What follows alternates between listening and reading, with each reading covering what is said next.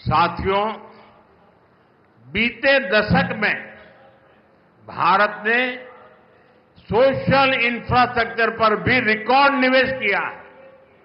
मुझे खुशी है कि तमिलनाडु के करोड़ों गरीब परिवारों को इसका बेनिफिट मिल रहा है। बीते 10 साल में 4 करोड़ से ज्यादा पक्के घर देश भर के गरीब परिवारों को मिले हैं और इसमें पीएम आवास योजना के तहत 12 लाख से ज्यादा पक्के घर यहां तमिलनाडु में मेरे गरीब परिवार के भाई बहनों को मिले हैं। நண்பர்களே, கடந்த 10 ஆண்டிலே பாரதம் சமூக கட்டமைப்பிலும் கூட சாதனை காணும் அளவுக்கு முதலீடுகளை செய்திருக்கின்றது. தமிழ்நாட்டின் கோடானு கோடி குடும்பங்களுக்கும் இவற்றால் ஆதாயம் கிடைத்து வருவது எனக்கு மட்டற்ற மகிழ்ச்சியை அளிக்கின்றது.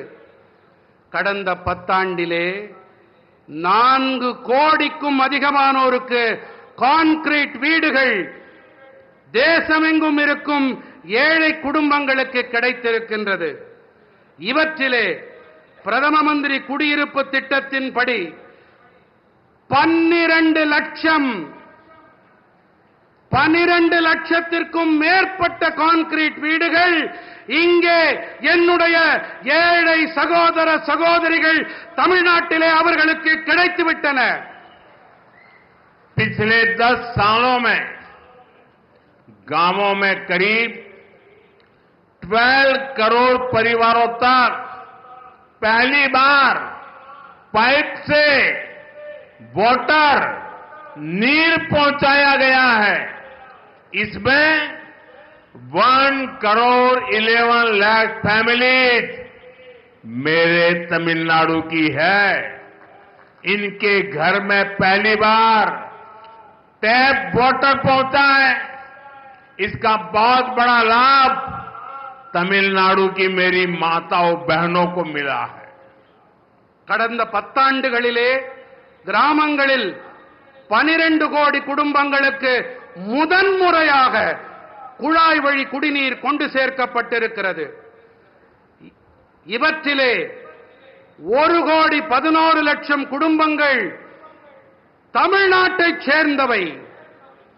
இவர்களுடைய இல்லங்களிலே முதன்முறையாக குழாய் வழி குடிநீர் சென்றடைந்திருக்கிறது.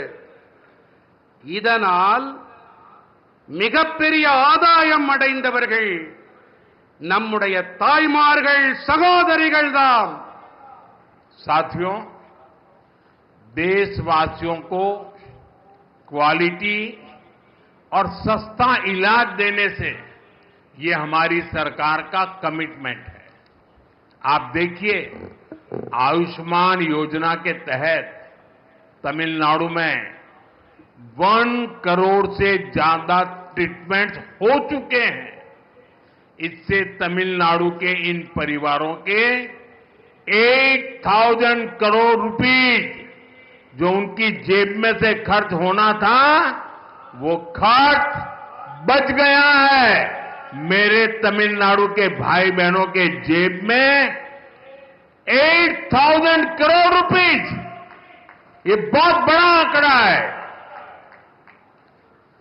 நண்பர்களே, நாட்டு மக்களுக்கு தரமான மற்றும் விலை மலிவான சிகிச்சை அளிக்கும் விஷயத்தில் நமது அரசாங்கம் அர்ப்பணிப்போடு செயல்கள் புரிந்து வருகின்றது.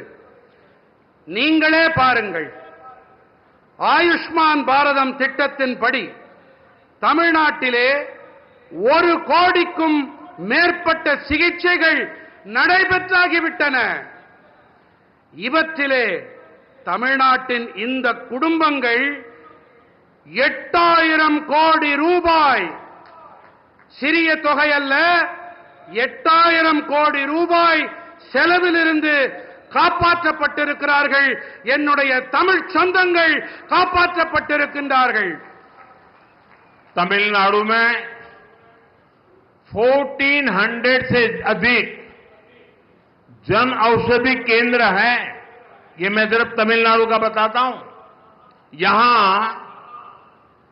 जन औषधि केंद्र में 80% डिस्काउंट पर दवाएं मिलती है। इन सस्ती दवाओं से भी लोगों की जेब में 700 करोड़ रुपीज, मेरे तमिलनाडु के भाई बहनों के जेब में 700 करोड़ रुपीज की सेविंग हुई है। और इसलिए मैं तमिलनाडु के मेरे भाई बहनों को कहूंगा, अगर आपको दवाई खरीदनी है तो जन औषधि केंद्र से खरीदिए। आपको 1 रुपये की चीज 20 पैसे में, 25 पैसे में, 30 पैसे में मिल जाएगी। தமிழ்நாட்டிலே 1400க்கும் அதிகமான மக்கள் மருந்தகங்கள் இருக்கின்றன. 1400 நம்முடைய தமிழ்நாட்டில் மட்டுமே. இங்கே 80% வரையிலான தள்ளுபடி விலையிலே மருந்துகள் கிடைக்கின்றன.